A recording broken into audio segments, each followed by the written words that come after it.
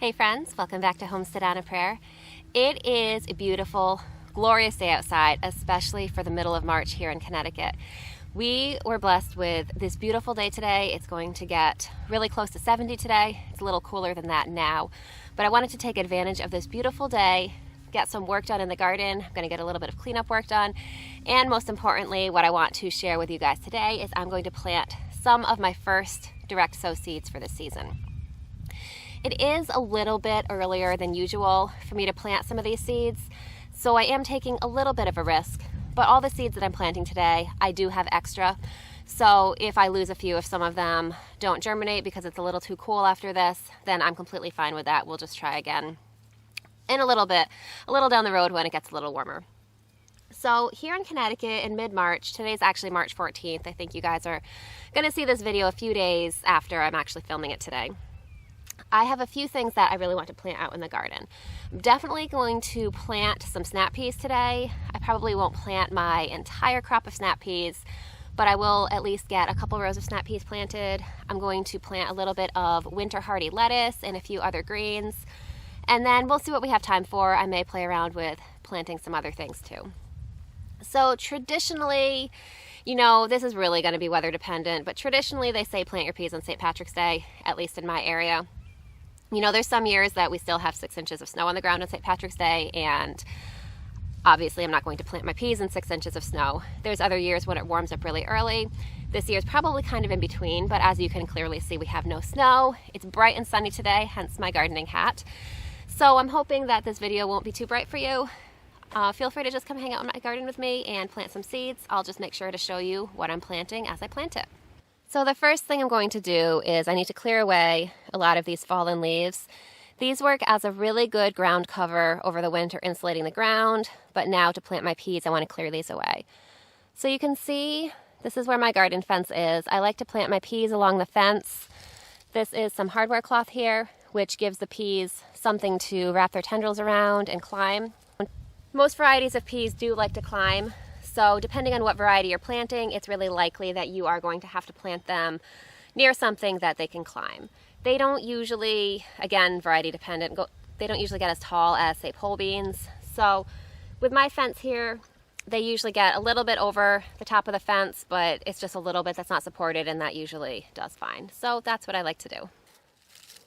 So brushing these leaves away, I can see that some of my perennial herbs are coming back.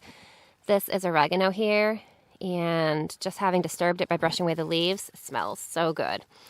So I don't know if it has just been luck or if it really does make a difference, but I did plant a lot of my really strong scented perennial herbs along the edge of this bed here, between the open area here and the garden fence.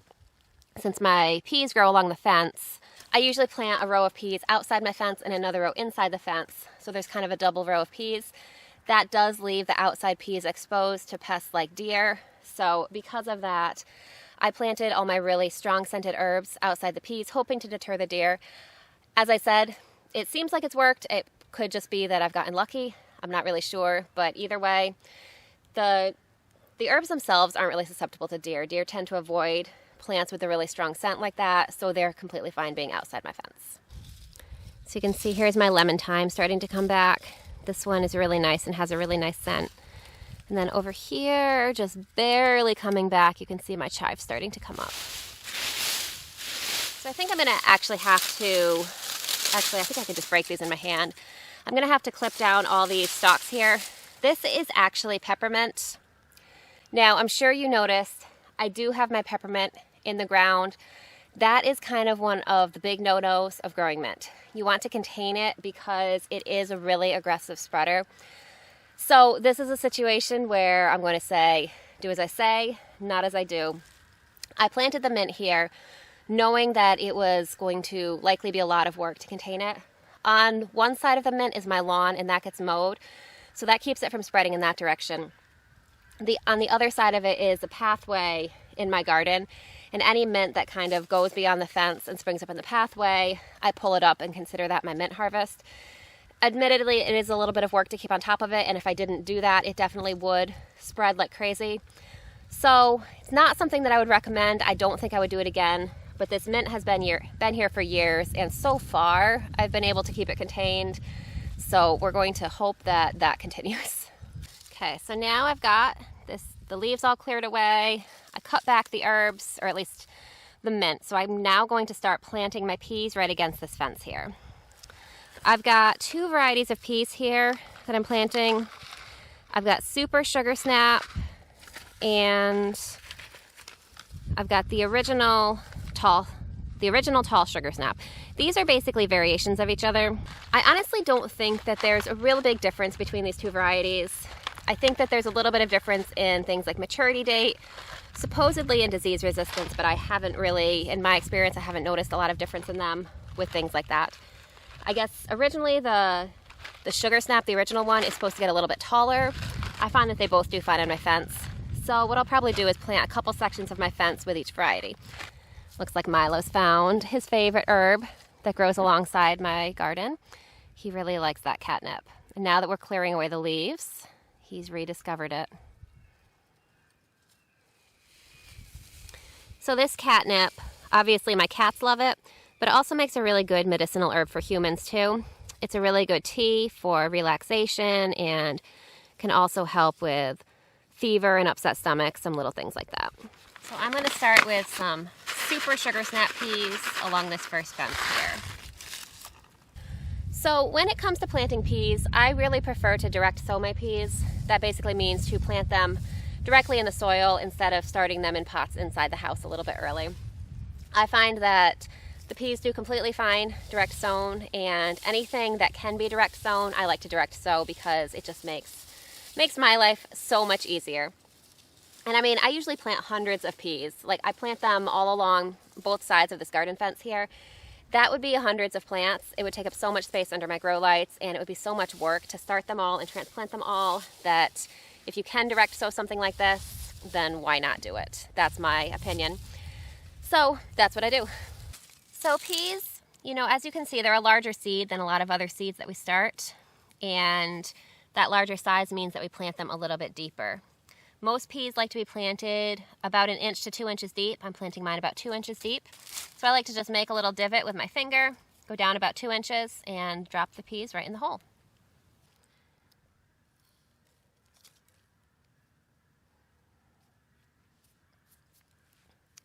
Alternatively, you can just put the pea where you want it to go and kind of push it into the ground. Either of these works fine.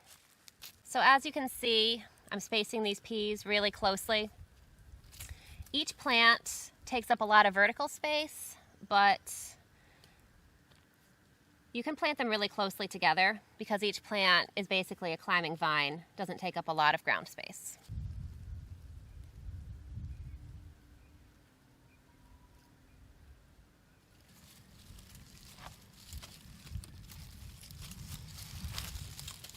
So I've got peas planted all along this fence here. I'm just going to go ahead and brush the soil back over the holes to get these planted in.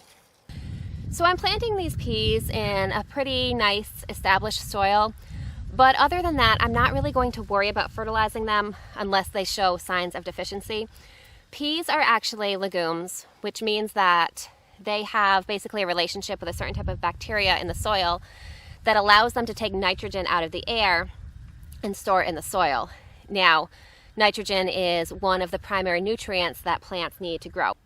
It helps produce a lot of leafy green for the plants.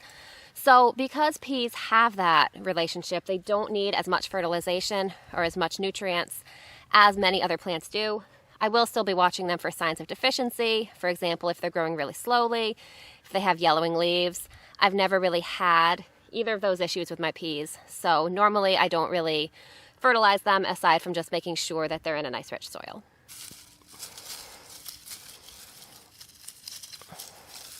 Peas can take quite a while to germinate, especially if you plant them early in the year like I'm doing when it's still fairly cool. It is true that if I planted these peas a little bit later in the season, the soil would be warmer. They would be likely to germinate quite a bit faster. But there's something about getting out, being able to get my hands in the soil early on a nice sunny day like today that it's kind of irresistible. I probably will leave a couple of sections of my fence clear for now, and I'll plant some peas in them a little bit later. and then we'll see how they do, the later growing peas compared to the earlier growing peas. But it's been my experience that, as I said, later planted peas do germinate a little bit faster, but really it's been equally successful for me whether I've planted them earlier or later. So I like to go ahead and plant them a little on the early side. Another thing is that it does get one of my gardening tasks checked off early in the season. At this point, there's not a lot of other garden tasks I can be doing, as opposed to waiting a little bit later in the season when I'm going to be a lot busier with a lot of other things in the garden that are going to require my attention. So I like to get the peas planted nice and early. So while I'm out here working on the peas, I think I'm going to plant a couple little companion flowers out here with the peas. Peas, as you probably have guessed, if you didn't already know, are frost hardy, which means that unless a frost is really severe, the peas will usually survive the frost. That's why it's okay to go ahead and plant them here in March in Connecticut, when we still have a month and a half to 2 months of frost ahead of us. So I'm going to plant a couple flowers with the peas as well that are also frost hardy flowers. Here I have this packet of calendula seeds. Calendula is frost hardy as well, although it is still technically a little bit early for calendula, but we are going to try planting a couple plants and see what happens. These, I know I have them in a Baker Creek seed packet. These are actually, see if I can get them open. These are actually seeds that I saved myself from previous gardens. So I'm only going to plant a couple of these because I want to make sure that in case they don't germinate or don't do well, I have some backups. See, and these calendula seeds, they're very interesting. I don't know if you can really see there. They're almost like curled like little tiny seashells. So I just find them really interesting. So I'm just gonna stick a couple seeds in here, just kind of in front of the peas, between my chives and my lemon thyme. Another seed that I want to try planting over here in front of my peas is some poppies. I have had mixed luck with poppies. I've had some years where I grow them and they're beautiful, they're show-stopping. And then other years where they either never germinate or never really do anything.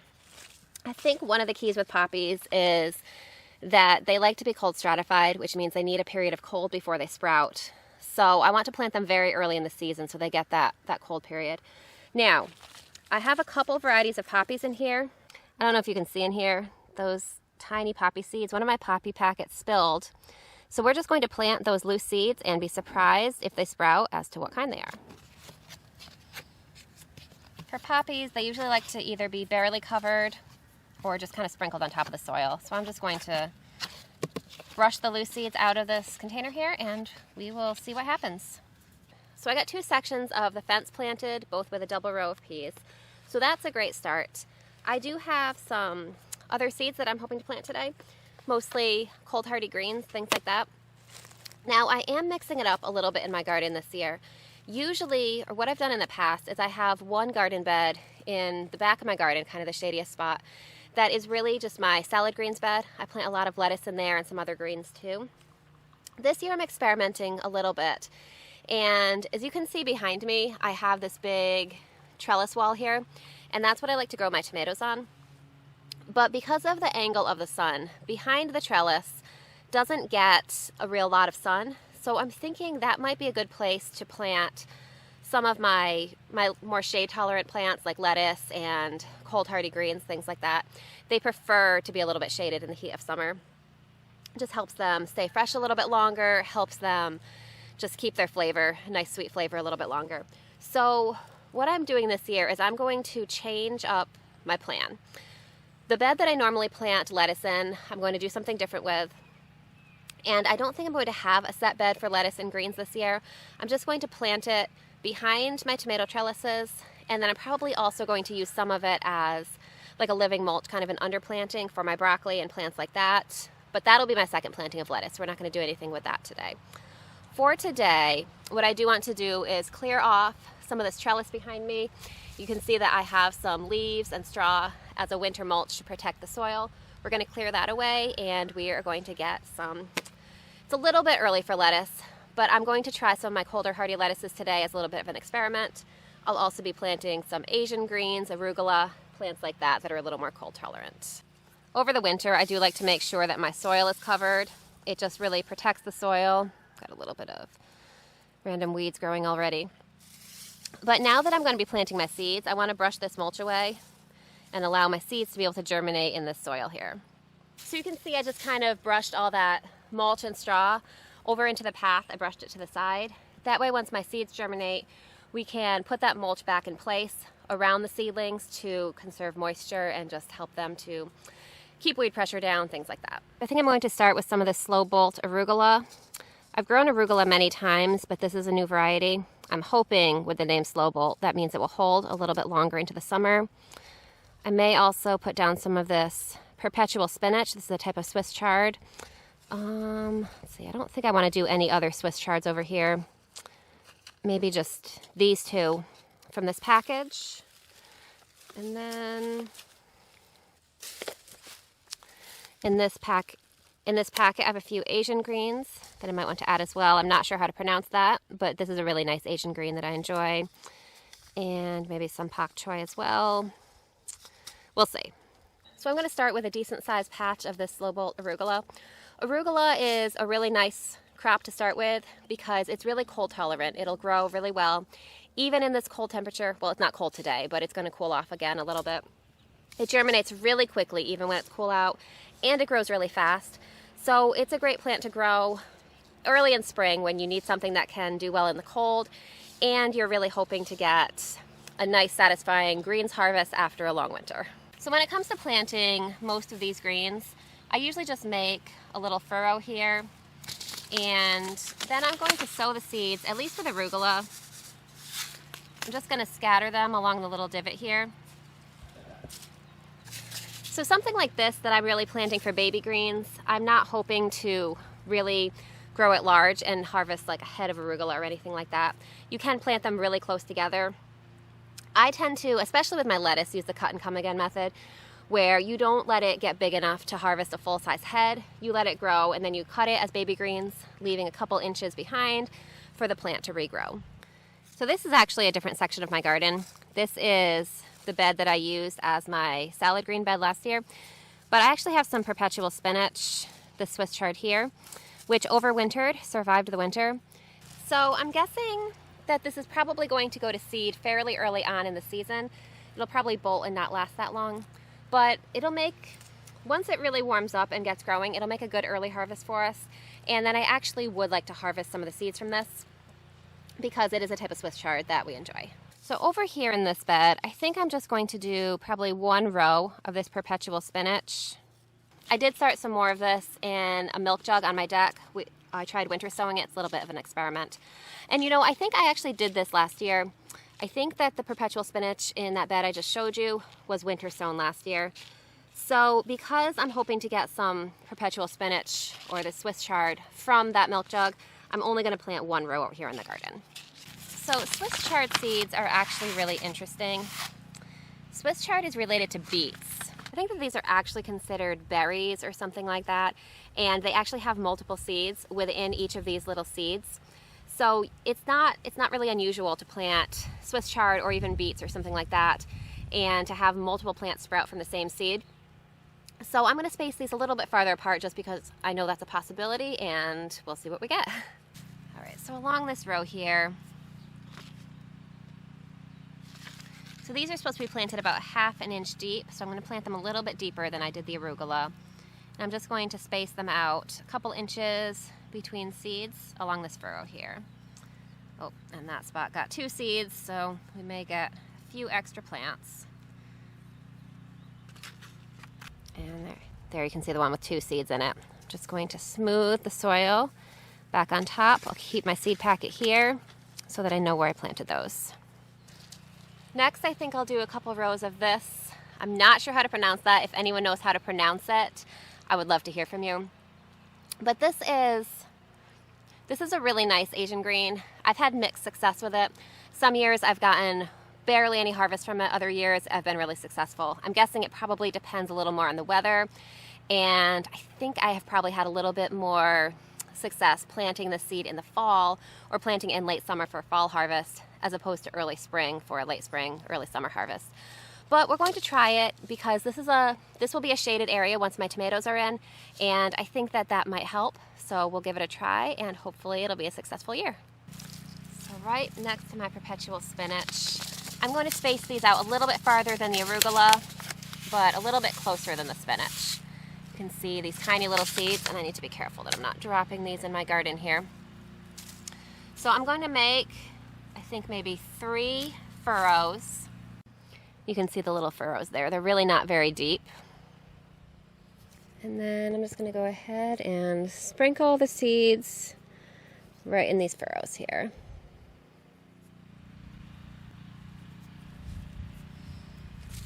And just brush the soil over just like the others.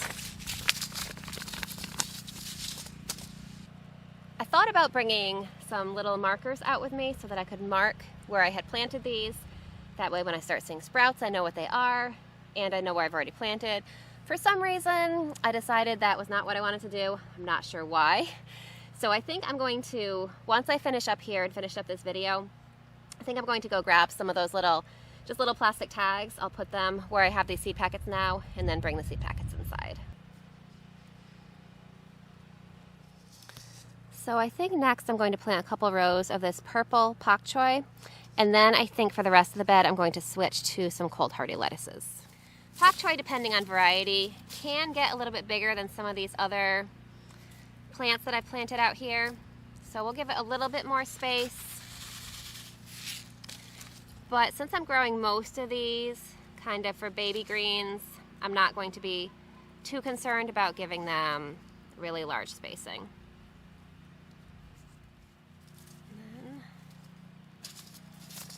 All right, 2 rows of purple pak choi. So next I'm going to look through my lettuce packets here. I'm going to see which ones I think might be good for planting out. Got a couple packets of Merlot. Winter Density, I like to plant in the fall for winter harvest. This is a salad bowl mix. Black-seeded Simpson. This is a good one to plant early. I find that it grows fast and tastes really good, but does not like heat. So maybe we'll plant that one. Super Red Romaine, Tango, Marvel of 4 Seasons. This is an all-time classic, dependable. I think we'll plant that one too. And Butter Crunch, my favorite lettuce. Let me see, this ruby red leaf lettuce I haven't grown before. Very heat tolerant, so that sounds like it might be a good one for later in the year. Let's see, Crisp Head is more of a summer lettuce. Winter lettuce mix. I think we're going to try, I want to put a red lettuce in here too. Since we have a couple packets of Merlot, I think this is fairly cold tolerant. So I'm going to try putting some Merlot in as well. And then if I have more space after planting these 4, I'll figure out what else I want to plant. So I'm definitely not going to be limiting myself to these 4 lettuces. I have a lot more space in the garden, which I'm not going to plant all of it today, but I do have a lot more space that's going to be allotted to things like lettuce. So I know you saw many interesting varieties in that little packet there, or in that little box there. So those will get a chance to grow. I only have a little bit of space left in this bed, so I think I'm going to start with these 4. So with lettuce, you have a couple options. You can grow it as baby greens, which is what I like to do.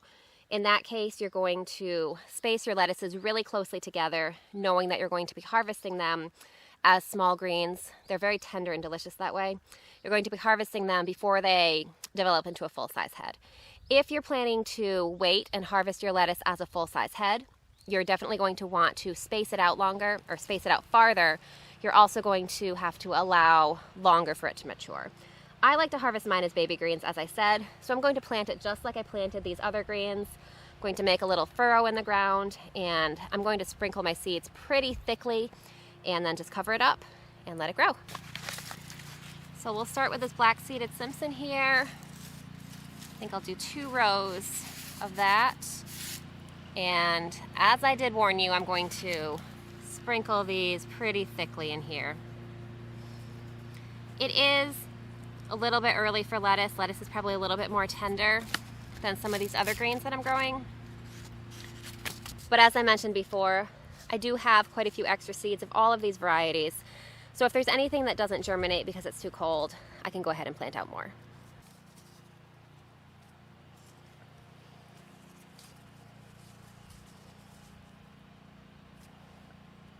So we actually got a lot of seeds planted today, and I'm so excited about that. I think I might go ahead and plant another section or 2 of fence with peas, just to get a few more of my peas started. But I'm really excited that we got some peas started, we got some lettuce and some other greens, and I think that's going to be a great start to the garden. I am thinking pretty soon, possibly the next video, I'm going to do like kind of a pre-season garden tour where I show you what my garden looks like in its bare state, and we talk about my plans for the garden this year. So definitely stay tuned for that. Like I said, I think it's going to be the next video. We'll see what my schedule allows. Don't mind my dirty hands. I've been planting out in the garden without gloves. You know, it's the first time that I get to play in the dirt this season without any gloves on, or the first time I get to play out in the garden, and so I didn't want to wear gloves today. I'm not going anywhere for the rest of the day, so no one else has to be bothered by my gardener's manicure. So I hope that you guys are really enjoying this early spring. I know it's technically late winter, but I'm going to call it spring. As soon as the calendar turns to March, in my mind it's spring. So I hope that you enjoyed hanging out in my garden and planting seeds with me today. I can't wait to plant more seeds with you and just share this garden with you as the season goes on. I hope that you're having a great day. I hope that you have sunshine where you are just like I do today. And I can't wait to see you soon. I'll see you next time.